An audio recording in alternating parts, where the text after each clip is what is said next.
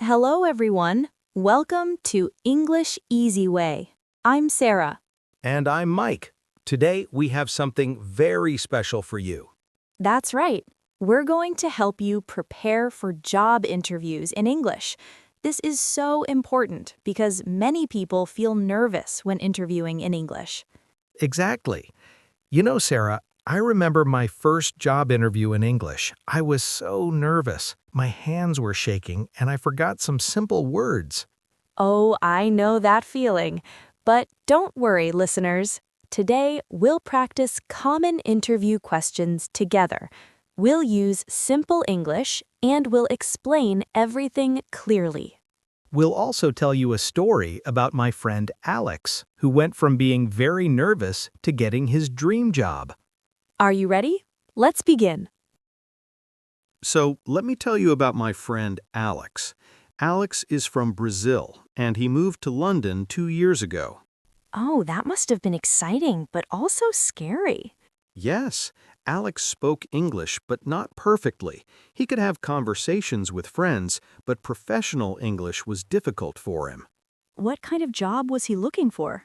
He wanted to work in marketing. He loved creating content and working with social media. One day, he saw a job advertisement for a marketing assistant position at a technology company. That sounds perfect for him. Yes, but there was one problem. The job interview would be completely in English, and Alex had never done a professional interview in English before. So what did he do? He decided to prepare. He practiced every day for 2 weeks. He studied common interview questions, he practiced his answers, and he even did practice interviews with me. That's smart. Preparation is so important. You know what they say, practice makes perfect. Exactly. Now, let's learn the questions Alex practiced. These are the same questions you might hear in your job interview.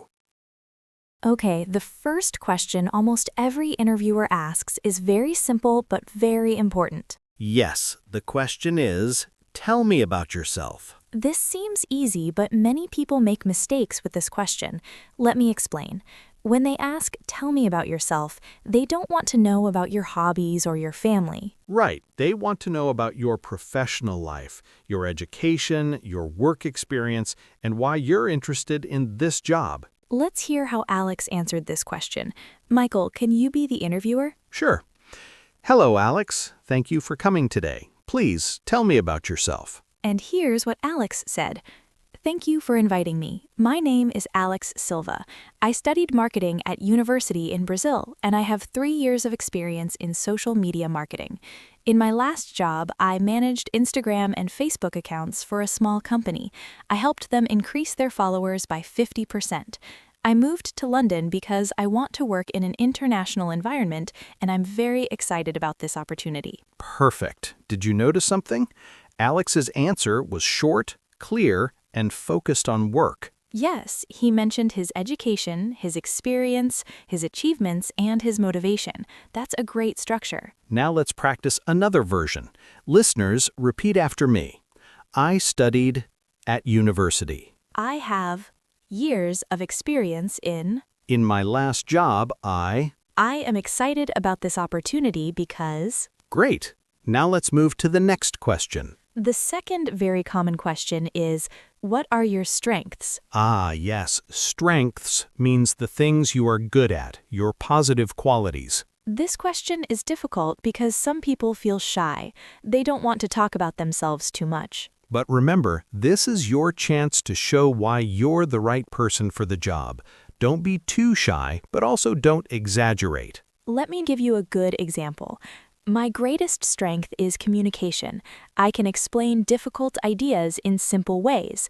For example, in my last job, I created training materials that helped new employees learn our systems quickly. Excellent. Notice how she gave a specific example. That's very important. Yes, don't just say, I'm good at communication. Give a real example from your experience. Here are some common strengths you can talk about. Hardworking, organized, creative, good with numbers, good at solving problems, a good team player. Listeners, think about your own strengths. What are you good at? So Alex was doing well in his interview. He answered the first questions confidently, but then the interviewer asked him a difficult question. Oh no, what was it? She asked, "What is your greatest weakness?" Ah, this is one of the trickiest questions. Many people don't know how to answer this. Exactly. Alex felt nervous. He thought, should I tell them something bad about myself? Will they not hire me? So what did he say? First, he was quiet for a few seconds. He took a breath. Then he remembered what we practiced. And? He said, "Sometimes I focus too much on small details. For example, when I'm creating social media posts, I spend a lot of time making sure everything is perfect. I'm learning to work faster by setting time limits for each task." That's a great answer. Let me explain why this is good. Yes, please explain. This question confuses many people. Okay, when they ask about your weakness, they want to see three things. First, they want to see if you're honest. Nobody is perfect, so they know you have weaknesses. Right. If you say, "I have no weaknesses," that sounds arrogant, which means too proud. Second, they want to see if you understand yourself. Do you know what you need to improve? And third? Third, they want to see if you're trying to improve. That's the most important part. So a good answer has three parts. Mention a real weakness, but not a terrible one. Then explain how you're working to improve it. Exactly. Let's look at some examples. Here's a bad answer. My weakness is that I'm always late and I don't like working with other people. Oh no, why is this bad? Because being late and not being a team player are very serious problems for most jobs. Don't mention weaknesses that would make them not want to hire you. Right. Here's a good answer. I'm not very experienced with public speaking. I feel nervous when presenting to large groups. However, I joined a speaking club 3 months ago, and I'm practicing regularly.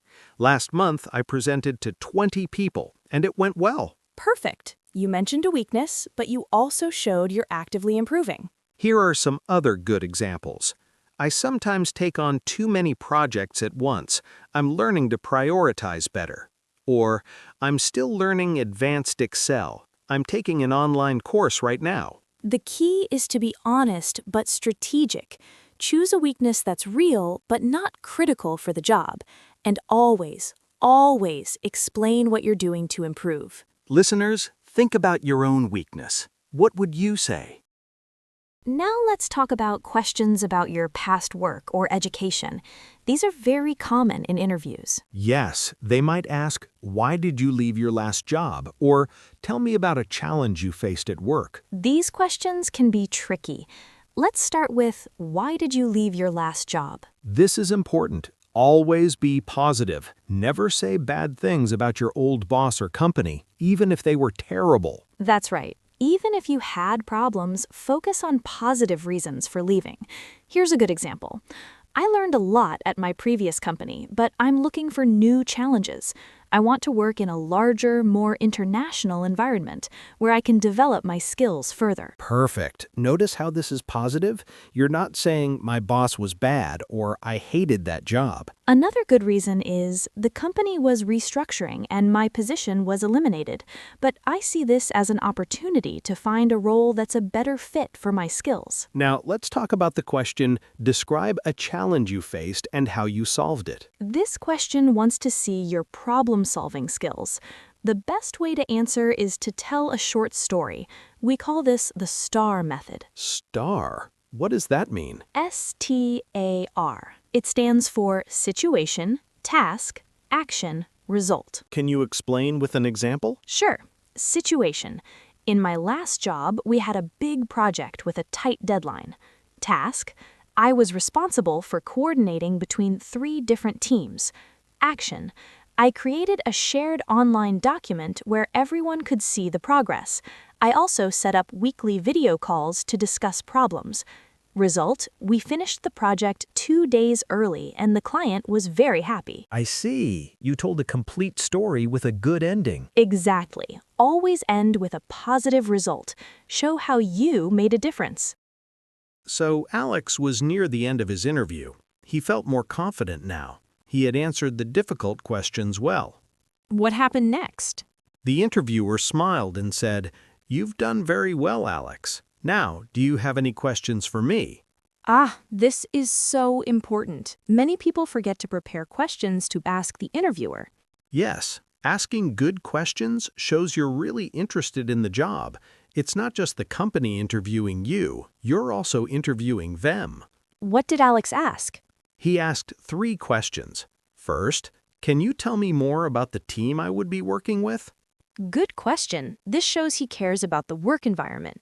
Second, what are the biggest challenges for someone in this position? Smart. This shows he's thinking about the job seriously. And third, what opportunities are there for professional development? Excellent. This shows he wants to grow and stay with the company long term. Let's talk more about questions you can ask in an interview. This is very important. First, never ask about salary or vacation in the first interview unless they bring it up first. Right. Those questions can come later. In the first interview, ask about the job, the team, and the company. Here are some excellent questions. What does a typical day look like in this role? How do you measure success for this position? What are the next steps in the interview process? What do you enjoy most about working here? That last one is great because it makes the conversation more personal and friendly. You should prepare at least 3 questions. Write them down before the interview. Also, during the interview, you might think of new questions. That's okay. It shows you're listening carefully. But what if the interviewer already answered all your questions during the interview? Good question. You can say, "Actually, you've answered most of my questions already during our conversation, but I am curious about one thing," and then ask something specific. So what happened to Alex? Did he get the job? Well, at the end of the interviewer shook his hand and said, "Thank you for coming today, Alex. We'll contact you within 1 week." How did Alex feel? He felt good. He knew he had done his best. He had prepared well, and it showed. And then? 5 days later, Alex received a phone call. It was the company. They said, "Alex, we'd like to offer you the position. When can you start?" Wonderful. He got the job. Yes. Alex told me later that his preparation made all the difference. He said, "I was nervous, but because I practiced, I knew what to say. The words came naturally." That's the power of practice. And that's why we're doing this podcast today. Before we finish, let's give our listeners some final tips. Tip number 1, practice out loud. Don't just think about your answers, actually say them. You can practice alone, with a friend, or even in front of a mirror.